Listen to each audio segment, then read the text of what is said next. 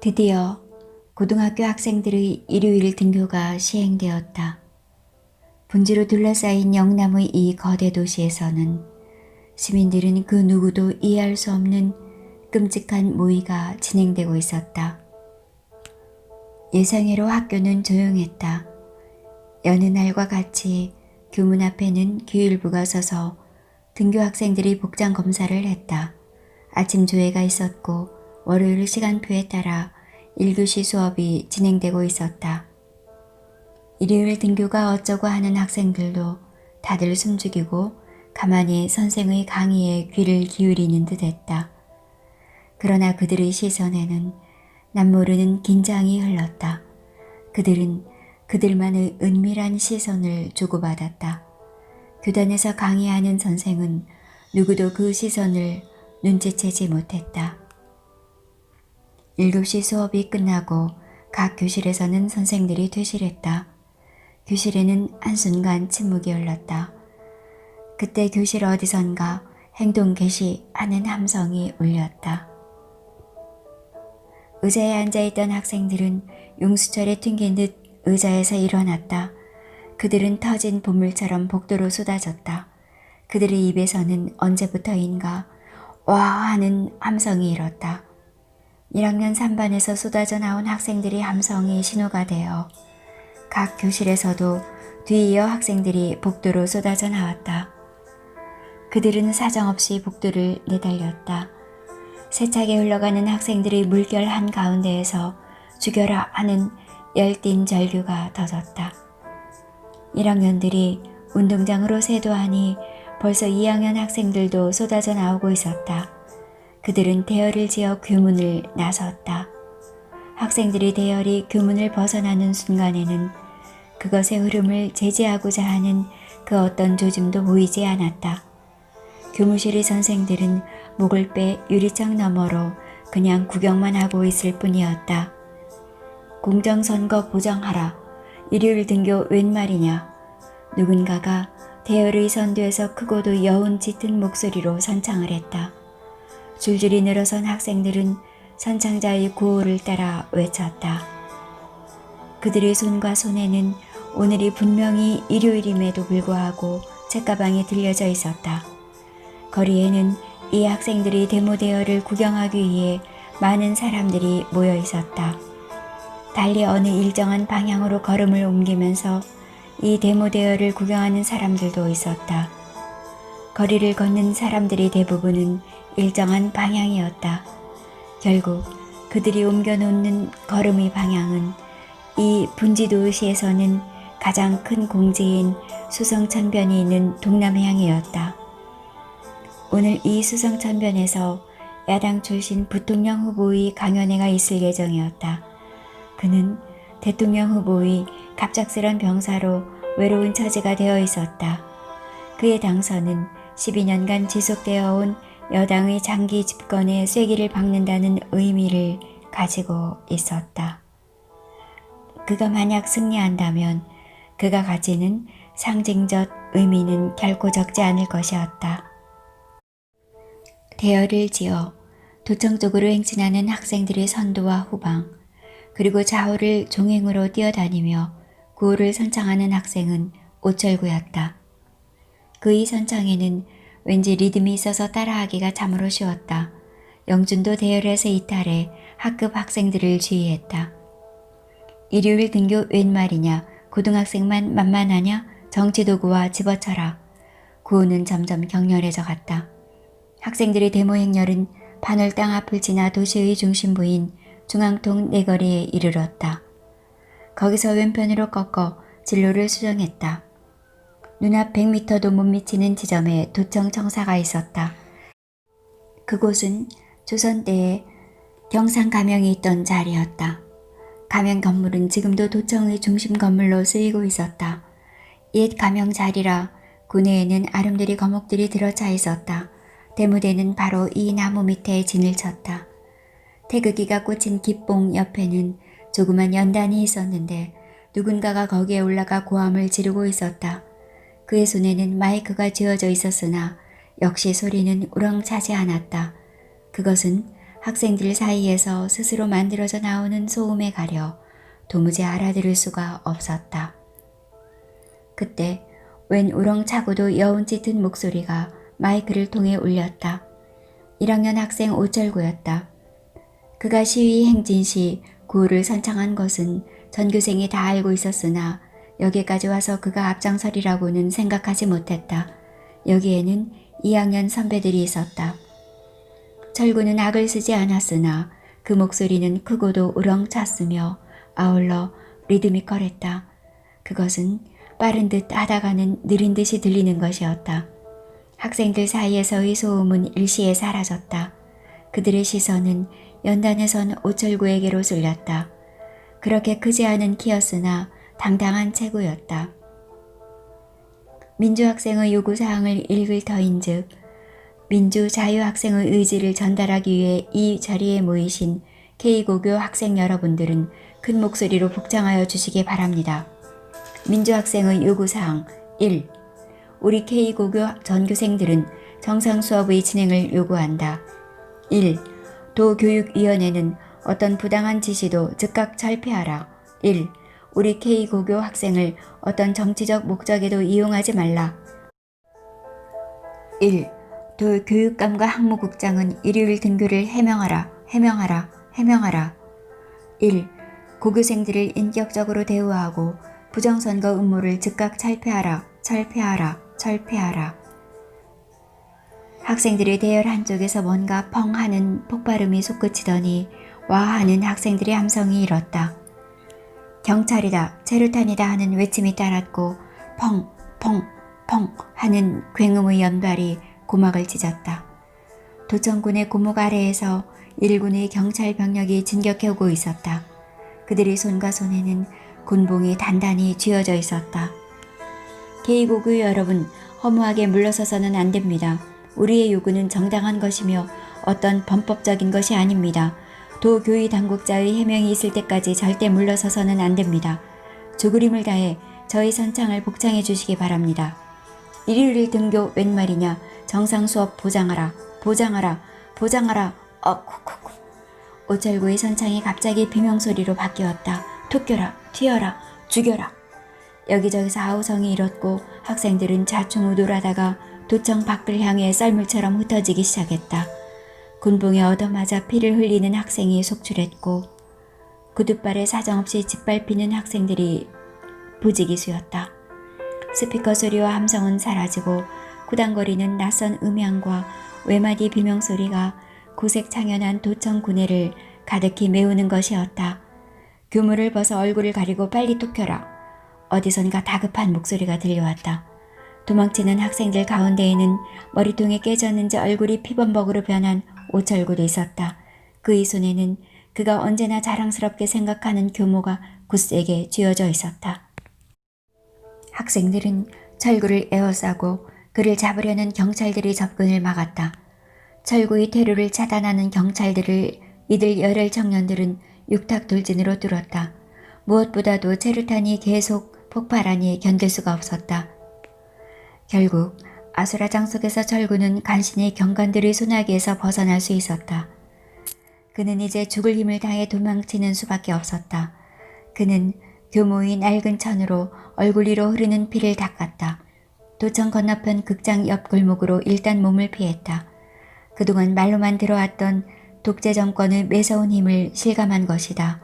좁은 골목은 도망치는 K고교 학생들로 북적거렸다.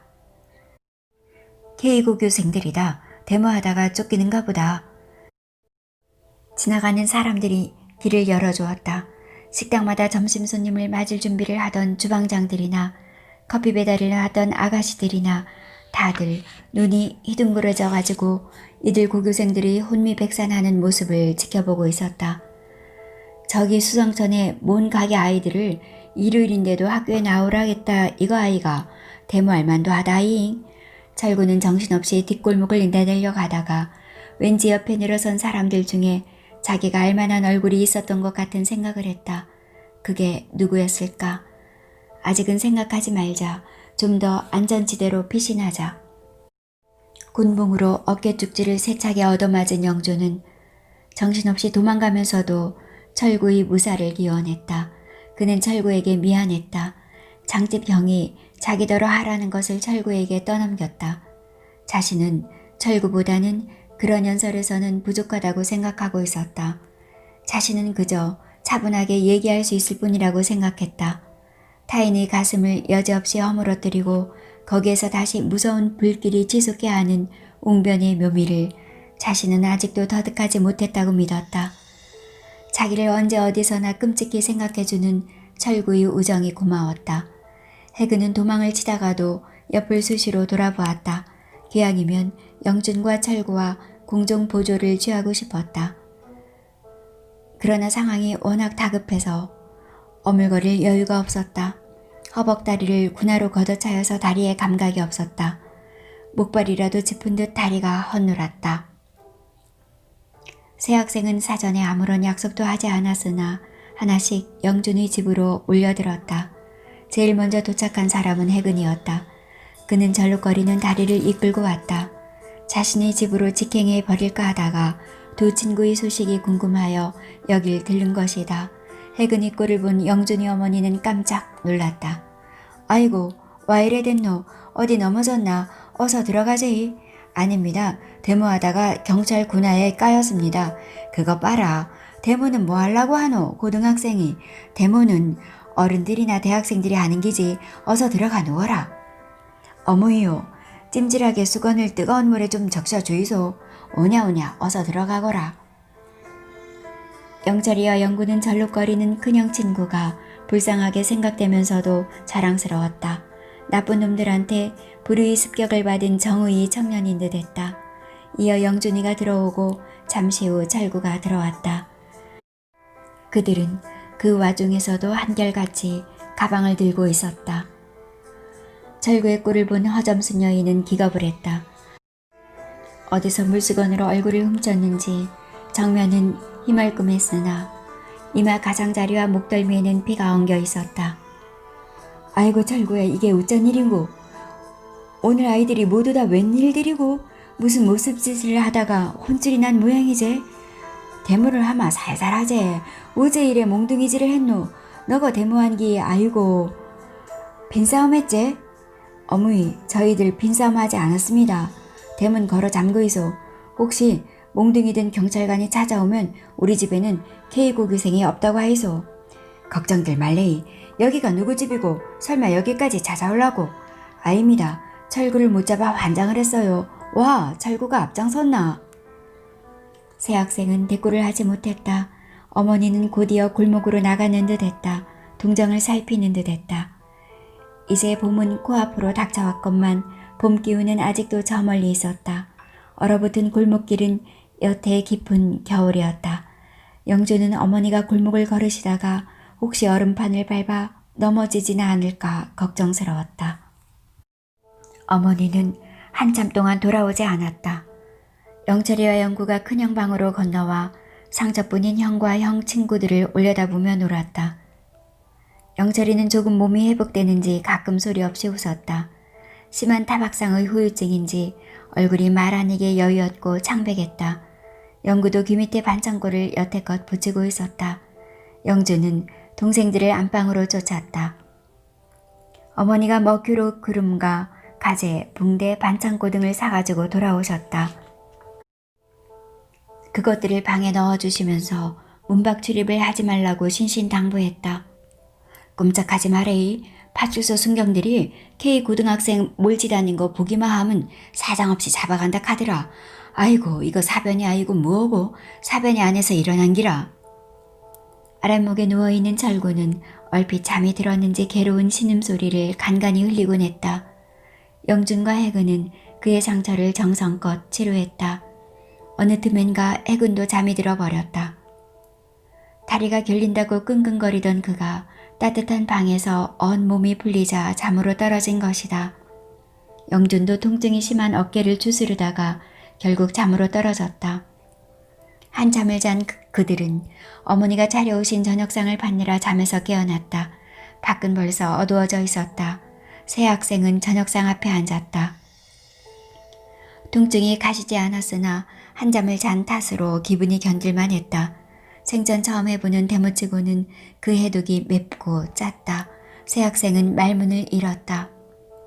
나 도망치다가 도청 건너편 뒷골목에서 말이야. 어젯밤 뒷집 아줌마 있었지? 그 희한하고 멋진 여자 말이야. 그 여자를 봤다고. 오해수란 여자 말이가. 오해수인지 뭔지 난 모르잖아. 정신없이 튀는데 말이야. 틀림없이 그 여자더라니까. 그 여자 무슨 다방 레지라고 했어. 그러니 거기서 다방, 술집, 당구장, 빠찡고 골목 아닌가 봐. 그럴 수도 있을 것 같은데. 다방 레지 같지가 않아. 여자 대학생 같더라고. 고상하고 멋있더라고. 급한의 여자 상판은 그렇게 봐뒀냐? 아니야. 내가 본 거야 아니고 그렇게 비춰오더라고. 그래 손가락은 어떡하고 있대? 글쎄 말이야. 그 여자라는 생각이 픽 드는 순간 시선이 두 손으로 가더라고. 두 손은 새하얀 장갑을 끼고 있었어. 어젯밤에 내가 똑똑히 봤는데 손톱이 완전히 빠져 있었던 것은 아니었어. 그냥 피가 났을 뿐이야. 그래 그 여자가 널 알아보대? 그런 눈치더라고. 골목에서 걸음을 딱 멈추더니 길을 비켜주는 순간 나의 얼굴을 본 거야. 그래서 정신없이 튀는 나를 향해 고개를 돌려가면서 시선을 주더군. 나도 꼭 어젯밤만이 아니라 서너 번 여기 올 때마다 그 여자를 먼 눈으로 보곤 했거든. 오늘은 이래저래 오철구의 날이구먼. 새 학생은 그제야 비로소 하하거리며 웃었다. 그제야 정신이 조금 돌아온 새 학생은 방문 앞 쪽마루에 팽개쳐둔 책가방을 방으로 들여놓았다. 그들은 학구열에 있어서 도내에서는 물론 전국적으로도 어떤 고교생들보다 월등하다는 오랜 자긍심을 가지고 있었다. 그들의 학습열은 과연 만만치 않았다. 그 몸을 하고 누워서도 이제 2년 후면 치르게 될 대학 입시를 위한 한판 승부를 준비했다. 몸싸움에도 강하지만 머리싸움에도 강해야 한다는 것이 선배들의 오랜 주문이었다. 영주는 달과 6펜스를, 철구는 제인에어를, 해그는 노인바다를 각각 꺼내어 그 원문을 외워나가기 시작했다. K고교에는 이 세 권을 다 독파해야 한다는 전통이 있었으나 하다 안 되면 그중 한 권이라도 읽어야만 K고교생다울 수 있다는 불문율이 있었다. 그러나 이것은 잘 지켜줄 수 있는 불문율이 아니었다. 다만 노인과 바다 정도를 읽은 학생은 드물지 않았다. 밤은 깊어갔다. 언제부터인가 철과 해그는 자주 영준네 집에서 자고 갔다. 동아리적 삶의 테두리를 벗어나지 못한 고등학생다운 모습이었다. 오늘 밤도 그들은 영준네 집에서 밤을 밝힐 참이었다. 그들은 서로가 그렇게 좋을 수가 없었다. 좋기만 한 것이 아니라 그렇게 믿음직스러울 수가 없었다. 그들은 서로의 믿음에 실망을 주지 않기 위해 언제나 자신을 채찍질했다. 그들은 다가올 미래에 대해 막연한 공포심을 가지고 있었다. 미래라는 이름의 거대한 파도가 저 멀리서 달려오고 있었다. 그러한 공포의 감정은 이들 젊은이들의 굳은 결속을 다짐하게 해주는지도 알 수 없었다. 사회의 경험이 전혀 없는 그들이기에 그들의 굳은 결속과 그것의 다짐이 얼마나 허무한가를 그들은 모르고 있을 뿐이었다.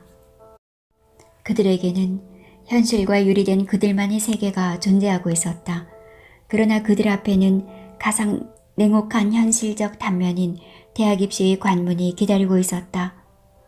뒷집 새방의 문짝 흔들리는 소리가 끊임없이 들려왔다. 저 빈방의 주인공이 과연 오늘 철구가 본 그 여자일까? 책을 읽어 내려가면서도 영주는 가슴에 있는 의문을 지울 수가 없었다. 고봉이 정상을 처음 정복한 산악인의 감회처럼 여인의 완벽한 나체를 기구한 순간에 볼 수밖에 없었던 감회도 결코 기억에서 지울 수 있는 것이 아니었다. 충격과 신비 그리고 전율 바로 그것이었다. 대문 밖에서 누군가가 영준을 불렀다. 바람소리의 목소리가 분명치 않았으나 가만히 들어보니 최장집 형이었다. 읽던 책을 덮고 대문께로 나갔다. 최장집과 웬 낯선 사람이 어둠 속에 서 있었다. 들어가도 되냐? 그러면요 당연하죠. 같이 들어오이소. 영준이 너 김대호 형 알지? 대호 형이야. 아 대호 형 추운데 어서 들어오이소. 철구와 해군이도 와 있습니다. 그래 그럴 줄 알았다. 그런데 좀 귀한 손님이 있는데 들어오라고 하면 안 될까? 최장집은 대문 안으로 몸을 디밀지 않고 귀한 손님과의 동행을 요구했다. 귀한 손님요? 설마 형사는 아니지? 형사? 228 영웅들이 형사를 무서워하게 생겼어? 내가 형사나 끌고 올 사람이가? 일로와. 영준이가 나왔으니까 직접 만나보라고. 최장집은 저쪽 어둠 속을 향해 나지막하게 소리를 질렀다. 불어가는 바람소리에 묻혀 그것은 멀리 퍼지지 않았다. 어둠 속에서 발자국 소리가 들려왔다. 영준은 괜스레 가슴이 떨려왔다. 도둑이 제발 저리다고 오늘 한 짓이 있어서 자신도 모르게 긴장되었다. 흐릿한 불빛 속에 모습을 드러낸 귀한 손님은 뜻밖에도 여학생들이었다. 그것도 바로 어제 친목을 위한 고교생들이 모임을 선배들에게서 같이 물려받았던 바로 그 멤버들이었다. 너무나 흐릿한 광선 속이었으나 그녀들 중에는 박영희와 안영란도 있음을 알 수 있었다. 아! 영조는 가벼운 탄성을 발했다. 너무나 뜻밖이었다. 영조는 손님들을 잠시 기다리게 해놓고 다시금 방으로 돌아와 철구와 해근을 깨우고 급한 대로 방을 대강이나 마치웠다. 야야, 일어나라이. 호박하고 떡판들이 왔어. 뭐라고? 호박하고 떡판들이? 걔들이 웬일이고? 228의 영웅에게 인사하러 왔대. 228의 영웅? 철구는 자리에서 몸을 일으켜 세우면서 가벼운 탄성을 발했다. 그는 다소 흥분하는 듯했다. 해근도 의외라는 표정이었다. 대강 방을 치우고 난 후 손님들을 들어오게 했다. 좁지 않은 영준이 방이었으나 손님들과 함께 둘러앉으니 빈틈이 없었다. 여학생들에게 아랫목을 양보했다. 여학생들은 두 눈을 휘둥그레 뜨고 머리통에 붕대를 칭칭 감은 철구를 지켜보았다. 너희들이 거사로 부정선거를 획책하는 집권당의 간담을 서늘하게 만들었다. 부정선거 반대 대학생들의 총모임을 대표해서 너희들에게 감사와 격려의 말씀을 하시려고 여기 회장이신 김대호 선생님이 오셨다. 신사복을 점잖게 걸친 채 책상다리를 하고 앉아있던 김대호는 손을 내밀어 새 학생에게 악수를 청했다. 영조는 그의 손을 잡기 위해 손을 내밀 수가 없었다. 어깨의 통증이 너무나 심했다. 그는 자신도 모르게 신음소리를 토하고 얼굴을 찡그렸다. 아니 괜찮아. 가만히들 있으라고. 너무나 큰일을 했어.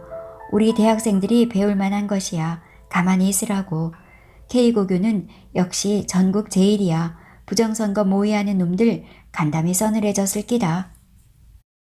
김대호는 우릅걸음을 해서 이들에게 다가가 손을 잡아 흔들었다. 해근도 얼굴을 찡그렸다. 그는 한쪽 다리를 움직일 수 없었다. 게다가 전신이 당겨 운신을 자유자재로 할 수 없었다. 최장집 형은 만족을 보였다. 그런 거사는 K고교 1학년만이 할 수 있을 것이라고 했다.